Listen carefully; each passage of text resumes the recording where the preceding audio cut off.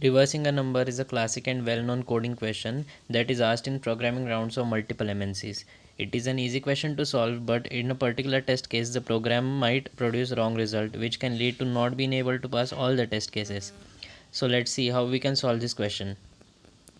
The approach is like this. First step is to get the last number. This is achieved using the modulo operator. It gives the remainder in an expression such as 3 divided by 2 gives 1 as remainder. For our problem, we are going to use modulo 10 as it gives the last digit of the number. Next, we are going to add this number to a result variable. You can use any name for the variable. Now, an important point that we discussed at the starting of the video is about the edge case. Since a digit can be any number from 0 to 9, and if the last digit in our test case happens to be 0, we don't want that to be the first number in a reverse number, since any number can only start from 1 to 9. Thus, we use result equal to result into 10 plus the last digit.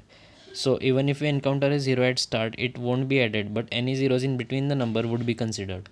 Now what result equal to result into 10 plus last it does is, initially result is set to 0. So if last is considered as 1, result is then 0 into 10 plus 1, that is 1. Next consider last as 6. Result equal to 1 into 10, that is 10 plus 6 equal to 16. Thus reversing the original number. Finally, the last step is to update the number itself. For that, just divide it by 10 and store it in the same variable. Now let's do it practically.